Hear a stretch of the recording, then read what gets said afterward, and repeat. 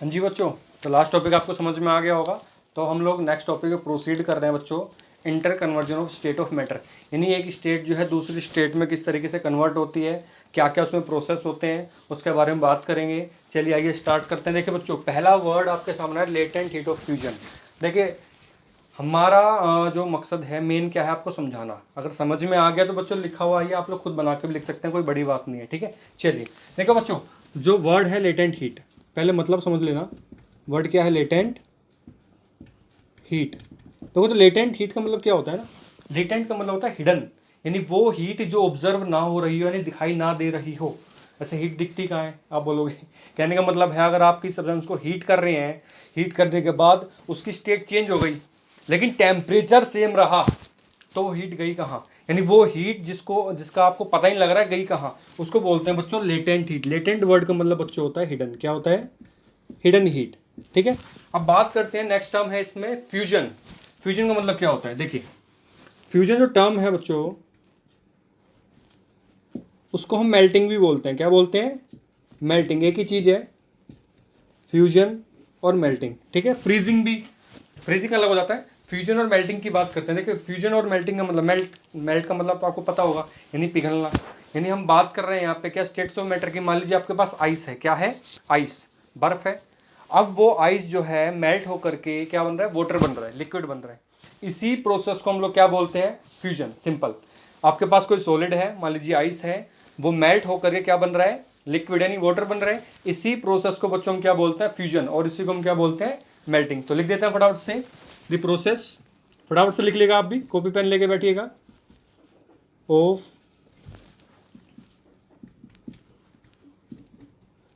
Conversion of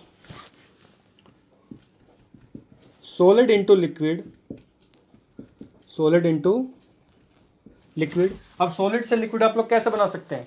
temperature increase करके, है ना, bye increase in temperature, bye increase in temperature. क्योंकि जब तक टेम्परेचर इंक्रीज नहीं करोगे तो सॉलिड से लिक्विड बच्चों बनेगा नहीं। ठीक है, इसको हम बोलते हैं फ्यूजन और मेल्टिंग। ठीक है, अब बच्चों नेक्स्ट डिफाइन, कई बार आपसे एग्जाम्स में पूछ लेते हैं define melting point. What is melting point? Melting point की डिफाइन कई बार आप लोगों के सामने आ जाती है बच्चों। ठीक है, तो देखिए क्या होता है मेल्टिंग पॉइंट, यानी वो टेम्परेचर जिस पर कोई जो सॉलिड है वो लिक्विड में कन्वर्ट होना स्टार्ट हो जाता है हमारे एटमॉस्फेरिक प्रेशर पर। एटमॉस्फेरिक प्रेशर क्या होता है? यानी हमारे आसपास जो एटमॉस्फेयर में है बच्चों एक प्रेशर मेंटेन है जो 1 atm होता है। ठीक है, उसको हम बोलते हैं एटमॉस्फेरिक प्रेशर। तो लिखिएगा द टेम्परेचर, फटाफट से, fast, eight which, the temperature at which solid converts into liquid at atmospheric pressure, at atmospheric बच्चों pressure, this temperature is known as its melting point। देखिए जो बच्चों एटमॉस्फेरिक प्रेशर आपका होता है ना, ये होता है एटीएम में। किसमें होता है? एटीएम में, यानी प्रेशर की यूनिट है, बार है, पास्कल है, एटीएम है। लेकिन जो एसआई यूनिट होती है, नोट में डाल लेना यहाँ पे, एसआई यूनिट जो प्रेशर की होती है बच्चों, SI unit of pressure.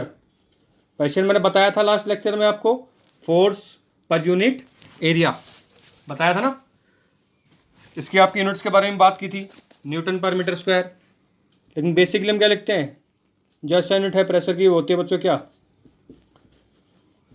Pascal, यानी ब्रैकेट में लिखते हैं PA, लिख देता हूँ पास्कल। ठीक है, तो देखिए और रिलेशन भी एक होता है एक्चुअली, 1 atm इक्वल्स टू बच्चों होता है 1.01 × 10⁵ पास्कल। ये आप लोग हायर क्लासेस में पढ़ेंगे, फिर मैंने बता दिया है, आपको पता होना चाहिए ताकि जब बाद में पढ़ो, जो बच्चे साइंस लेंगे उनको नया ना लगे आगे चल के जब पढ़े। तो बच्चों मेल्टिंग पॉइंट समझ में आया कि जब कोई सॉलिड जिस टेम्परेचर पे लिक्विड में कन्वर्ट हो जाता है उस टेम्परेचर को हम लोग क्या बोलते हैं? Melting point. और वो मेल्टिंग पॉइंट कब बोलते हैं? जब वो काम एटमॉस्फेरिक प्रेशर पर हो रहा हो। और जो हमारे आसपास का जो बच्चों एटमॉस्फेरिक प्रेशर वो कितना होता है? 1। एट सी लेवल जो होता है वो होता है 1 atm। ठीक है, तो समझ में आया। अब देखिए बच्चों दूसरा एक टर्म आ जाता है फ्रीजिंग पॉइंट। बच्चों को समझ नहीं आता फ्रीजिंग। फ्रीज का मतलब होता है जमना।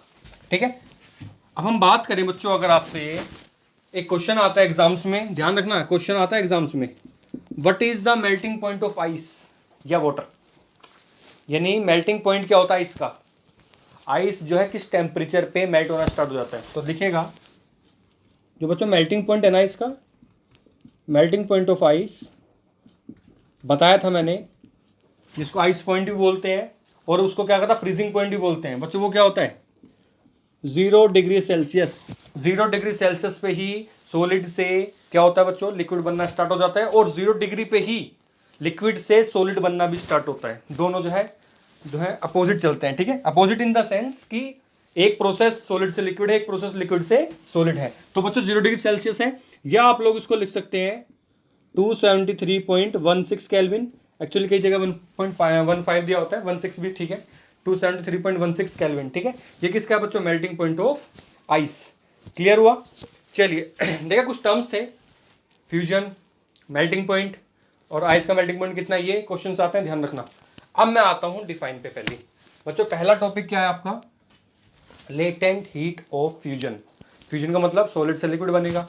लेटेंट हीट का मतलब क्या है, कोई हिडन हीट है जो हमें ऑब्जर्व नहीं हुई है, उसको हम क्या बोलते हैं, लेटेंट हीट। चलो मैं ना बच्चों डिफाइन पे नहीं आ रहा हूं, आपको पहले एग्जांपल देता हूं, समझ जाइएगा, डिफाइन ऑटोमेटिकली क्लियर हो जाएगी, ठीक है। जैसे मान लीजिए आपके पास बच्चों, मान लीजिए यहां पर क्या 1 kg आइस है, क्या है बच्चों 1 kg आइस है, ठीक है। अब आपने क्या किया, इसको बच्चों हीट करना स्टार्ट किया। क्या किया, इसको हीट करना स्टार्ट किया, ओके। जब हीट करके जब आपने इसको हीट करना स्टार्ट किया तो इससे बच्चों क्या बन गया, इसका वाटर बन गया। क्या बन गया, इसका वाटर बन गया। अब ये क्या था आपके पास, आइस था। आइस क्या था आपके पास, सॉलिड पार्ट, ठीक है। अब ये वाटर बन गया बच्चों, ये क्या है, लिक्विड। कब करने पर ये हीट का सिंबल होता है, या आप लोग ऐसे लिख सकते हैं हीट, ठीक है। देखिए अब एक चीज मैं आपको बता रहा हूं, ये आइस थी बच्चों 0 डिग्री सेल्सियस पे, ठीक है। और जब आपने इसको हीट किया तो जो वाटर आया, एक फेज आता है, उसमें क्या होता है, ये वाटर ही बच्चों कितने पे है, 0 डिग्री सेल्सियस पे है। मतलब जो आपने हीट दी थी वो कहाँ गई, मैं क्या बता रहा हूँ, आपके पास आइस थी 0 डिग्री सेल्सियस पे, आपने उसको हीट किया, उस आइस से वाटर बन गया, लिक्विड बन गया। लेकिन आपने देखा इस आइस का भी टेम्परेचर 0 डिग्री सेल्सियस था, इस वाटर का भी बच्चों टेम्परेचर कितना है, 0 degree Celsius.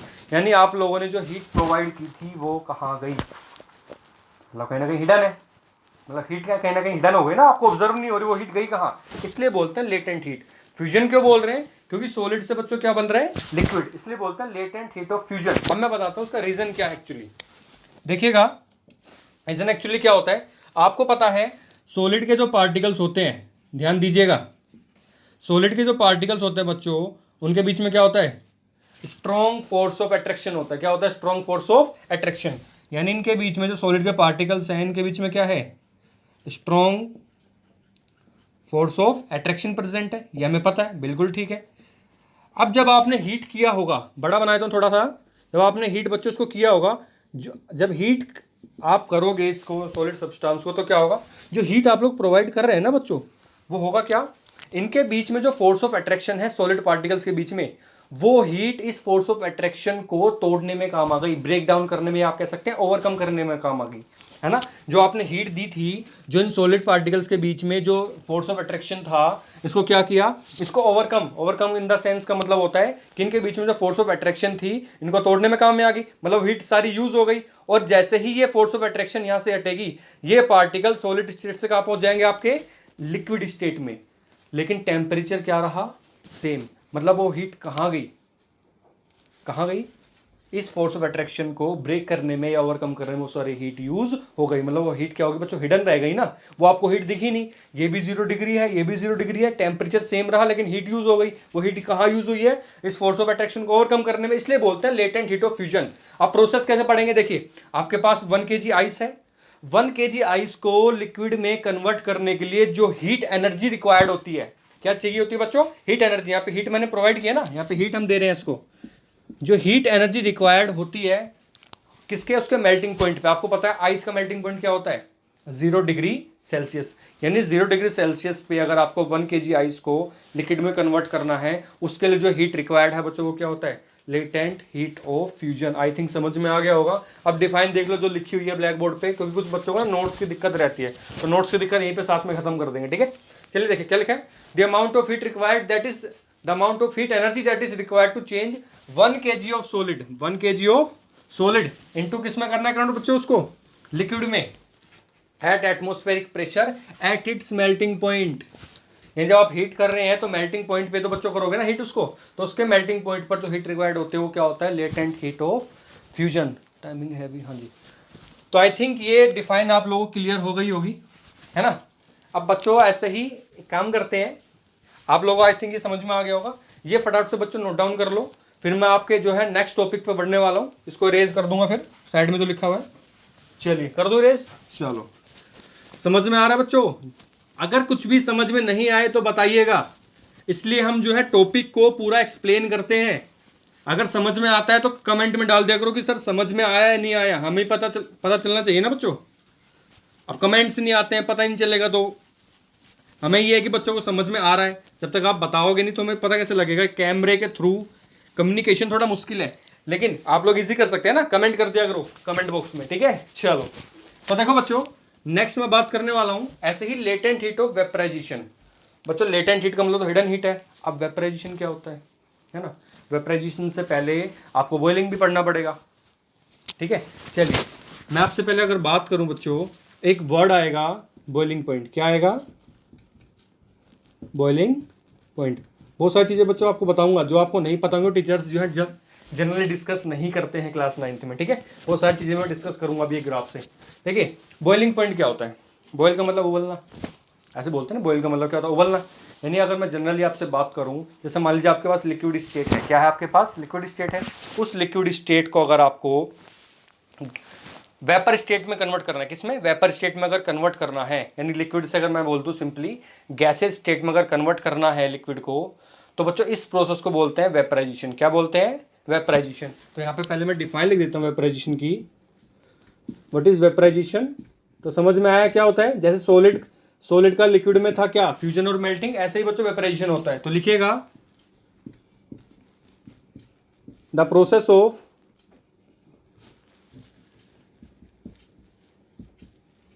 Conversion of liquid into vapours. बच्चों वेपर्स ही लिखना, गैस मत लिखना, फर्क है दोनों में। ये फेज है वो स्टेट होती है। Into vapours by increase in temperature.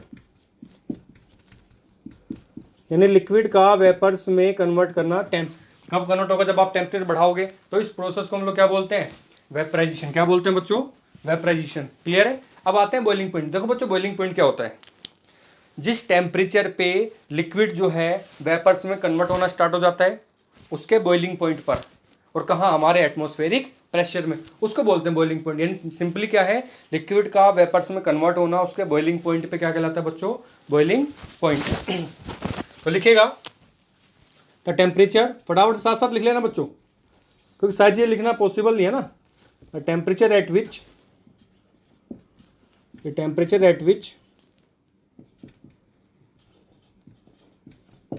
liquid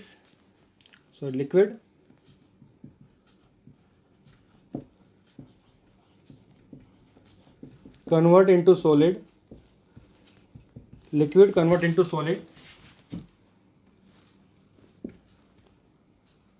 at atmospheric pressure liquid convert into बच्चों वेपर। सॉरी मैंने ध्यान नहीं दिया थोड़ा सा। into vapors at atmospheric pressure is known as boiling point, ठीक है। तो चलिए अब बात करते हैं, कई बार क्वेश्चन आ जाता है what is boiling point of water. What is boiling point of water? तो कितना होता है बच्चों? 100 डिग्री सेल्सियस। मैंने आपको एक स्केल बताया था ना कन्वर्जन का, उसमें मैंने लिखवाया था बॉइलिंग पॉइंट वाटर के बारे में डिस्कस किया था, 100 डिग्री सेल्सियस। या आप कह सकते हैं इसको 373 केल्विन। कैसे आया? केल्विन का रिलेशन बताया था। Kelvin equals two degree Celsius plus में 273। तो सेल्सियस कितना 100 रखोगे, सेल्सियस की वैल्यू 100 है, 100 प्लस 273 कितना आ जाएगा 373। आपको बोलते हैं 100 डिग्री सेल्सियस है 373 केल्विन, कुछ भी बोल दे उसका मतलब क्या होता है बच्चों, सेम ही होता है। क्लियर है। चलिए देखिए बॉइलिंग पॉइंट का मतलब समझ में आ गया, वेपरेशन का मतलब समझ में आ गया। अब आते हैं लेटेंट हीट ऑफ वेपरेशन का मतलब पूरा। देखिए कुछ नहीं है, बड़ा ईजी है, ठीक है। देखिए बच्चों मान लीजिए आपके पास 1 kg वाटर है, वैसे वाटर को 1 kg कहना ठीक नहीं है, वॉल्यूम में लेते हैं वाटर को, ठीक है, फिर मान लेते हैं आपके पास 1 kg वाटर है। देखिए आपने क्या किया, इसको हीट करना स्टार्ट किया, क्या किया, इसको हीट करना स्टार्ट किया, ठीक है। इस वाटर का बच्चों टेम्परेचर है 100 डिग्री सेल्सियस, ठीक है। आपने इसको हीट करना स्टार्ट किया और क्या हुआ, इससे जो है आपको वेपर्स ऐसे निकलते हुए दिखाई देने स्टार्ट हो गए, और इसका भी टेम्परेचर बच्चों कितना है 100 डिग्री सेल्सियस। यानी आप लोगों ने देखा होगा जब पानी गर्म करते हैं उसके सरफेस से जो थोड़ी भाप उठते हुए दिखती होगी, आपको वेपर्स बनते हुए दिखते होंगे, देखा होगा घर में, पानी तो गर्म किया होगा, घर में देखा होगा। तो ऐसा क्यों होता है कि 100 डिग्री सेल्सियस पे ही वो वाटर है और 100 डिग्री सेल्सियस पे ही बच्चों वो वेपर भी आपको दिखाई दे रहे हैं। तो जो आपने हीट एनर्जी प्रोवाइड की उस फेज, बच्चों एक्चुअली ये फेज होता है, मैं बताऊंगा अभी फेज क्या है, कि कब लिक्विड कब सॉलिड अभी कन्वर्ट करेंगे उसको। मैं क्या बता रहा हूँ फिलहाल जनरल इस पे आता हूँ वापस से, कि जो आपने हीट दी 100 डिग्री सेल्सियस पे ही वाटर है, 100 डिग्री पे क्या है आपका वेपर है, तो जो आपने हीट प्रोवाइड की वो कहाँ गई, वही लास्ट वाला रीजन जो अभी बताया था, क्या कि लिक्विड पार्टिकल्स के बीच में बच्चों क्या होगी, फोर्स ऑफ अट्रैक्शन होगी, क्या होगी, फोर्स ऑफ अट्रैक्शन होगी। और फोर्स ऑफ अट्रैक्शन को ओवरकम करने के लिए वो हीट क्या हो गई बच्चों, यूज हो गई, हीट क्या हो गई बच्चों, यूज हो गई। यानी जो फोर्स ऑफ अट्रैक्शन थी लिक्विड पार्टिकल्स के बीच में, वो उसने क्या किया, वो हीट ने उसको ब्रेक डाउन किया, उसको ओवरकम किया।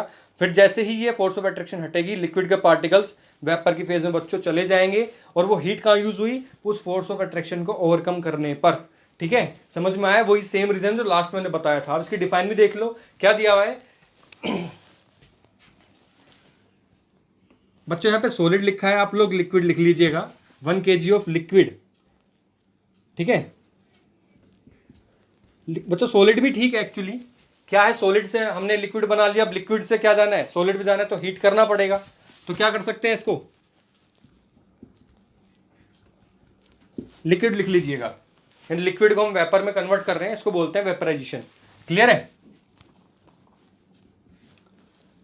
चलिए लिक्विड इनटू वेपर्स, और कहां पर हो रहा है बच्चों, at atmospheric pressure at its boiling point. यानी बॉइलिंग पॉइंट पर काम कहने का मतलब क्या है, देखिए बॉइलिंग पॉइंट यानी 100 डिग्री सेल्सियस पे ये काम हो रहा है।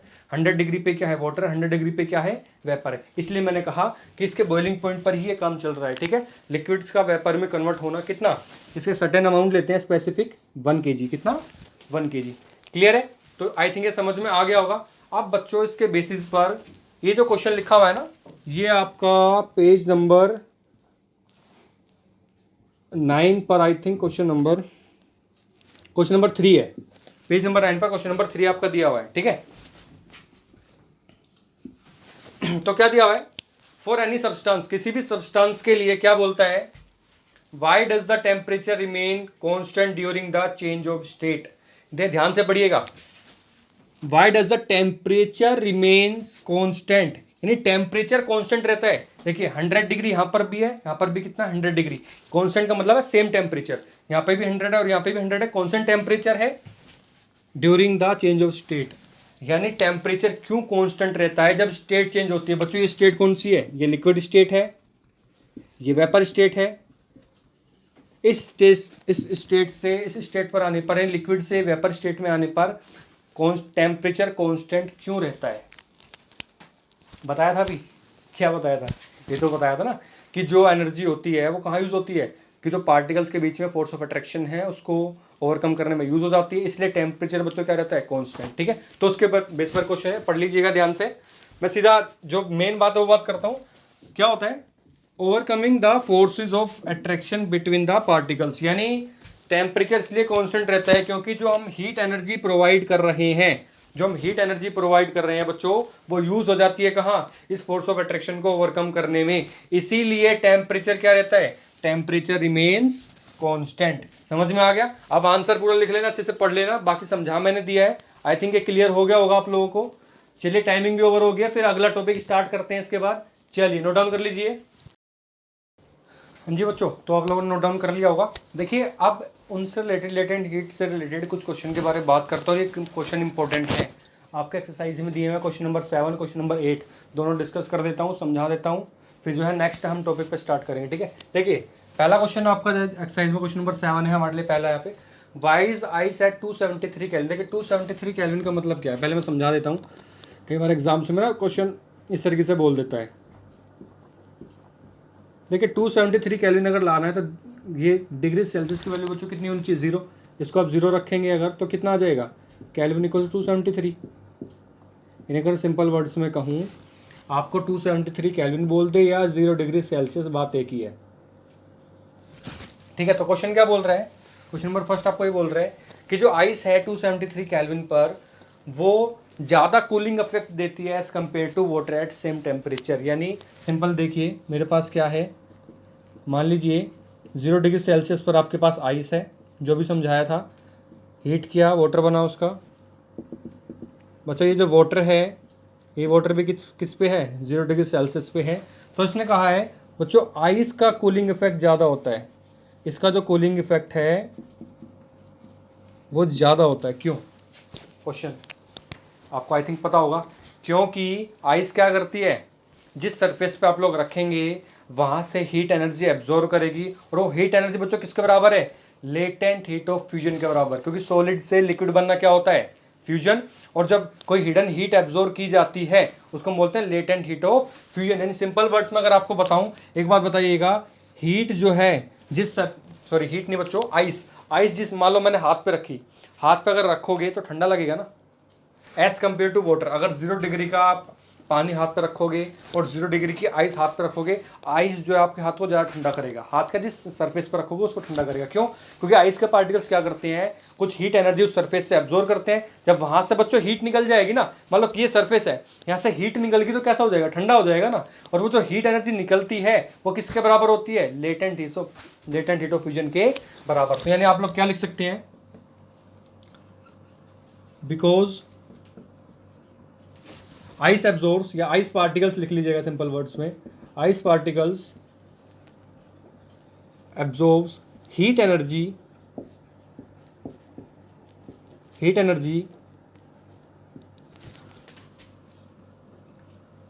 From the substance equals to the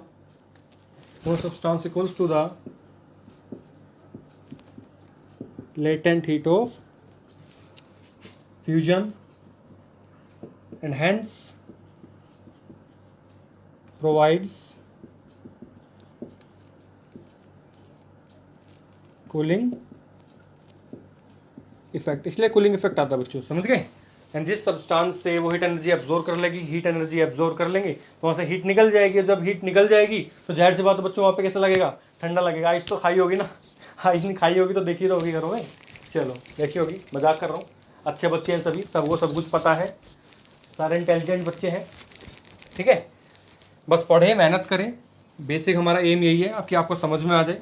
जब एम पूरा हो जाएगा काम पूरा हो जाएगा। चलिए चलो बच्चों, अब अगला क्वेश्चन देखते हैं। सेम इसके बेसिस पर ही है जो हमने लास्ट टॉपिक किया था। What produces more severe Burns, boiling water और स्टीम।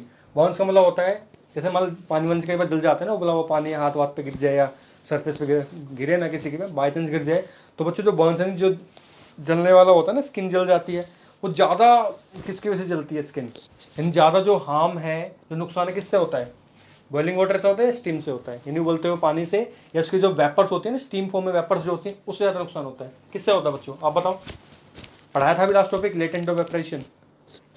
हाँ जी, तो क्या होता है, स्टीम। क्या होता है, स्टीम। देखिएगा आप लोग, आप खुद बता, आंसर खुद बता देंगे, अच्छे बच्चे हैं सभी। ये देखिए, मान लीजिए आपका बॉइलिंग वाटर है, ठीक है, शॉर्ट में लिख रहा हूँ, समझ जाना, किस पे, 100 डिग्री सेल्सियस पे। ठीक है, मान लेते हैं आपने इसको हीट करना स्टार्ट किया, तो क्या हुआ, 100 डिग्री सेल्सियस पे बच्चों इसकी वेपर बननी स्टार्ट हुई। क्या बननी स्टार्ट हुई, वेपर बननी स्टार्ट हुई। ठीक है, यहाँ पे वेपर्स यानी स्टीम बन गई, वेपर बोल दो स्टीम बोल दो, एक ही चीज़ है। स्टीम बननी स्टार्ट हो गई, ये भी 100 डिग्री सेल्सियस पे है।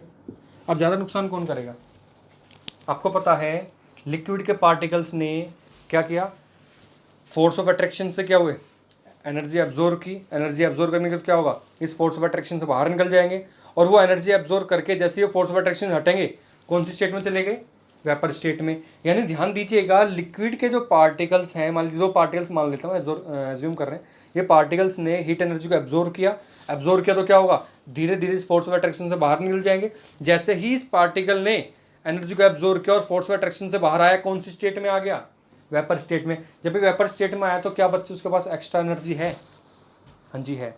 एक्स्ट्रा एनर्जी किस फॉर्म में इसने एब्जॉर्व की है, लेटेंट हीट की फॉर्म में। इसीलिए बोलते हैं कि स्टीम के जो पार्टिकल्स हैं उनके पास लेटेंट हीट होती है। लेटेंट हीट होने की वजह से उसका हार्म जो होता है या सीवियर बर्न्स जो होते हैं वो ज़्यादा होते हैं, ज़्यादा इससे जल जाते हैं। समझ में आया। तो स्टीम लिखेगा, steam produces more severe Burns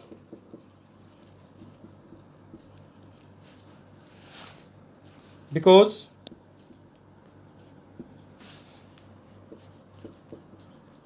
steam particles have extra energy, steam particles have extra energy in the form of latent heat, that's it। बच्चों इंपॉर्टेंट क्वेश्चन थे, एग्जाम्स में आते हैं, इसलिए मैंने साथ साथ डिस्कस कर दिए हैं। फटाफट से आप इसको लिख लो, और मैं अभी के अभी इसको, टाइमिंग काफ़ी बचा है तो इसको रेज कर देता हूँ और हटा देता हूँ, आप लिख लीजिए। समझ में आई थिंक आ गया होगा, कुछ समझ में आए तो बता देना, वैसे ईजी चीज़ है, हमें पीछे भी डिस्कस किया हुआ है, लेकिन ये क्वेश्चन इंपॉर्टेंट है बच्चों, ध्यान रखना। Question number 7, question number 8 exams में CBSE में कई बार ये पूछे जा चुके हैं और बहुत बार आए भी हैं क्वेश्चन, ठीक है। चलिए हटा दूँ।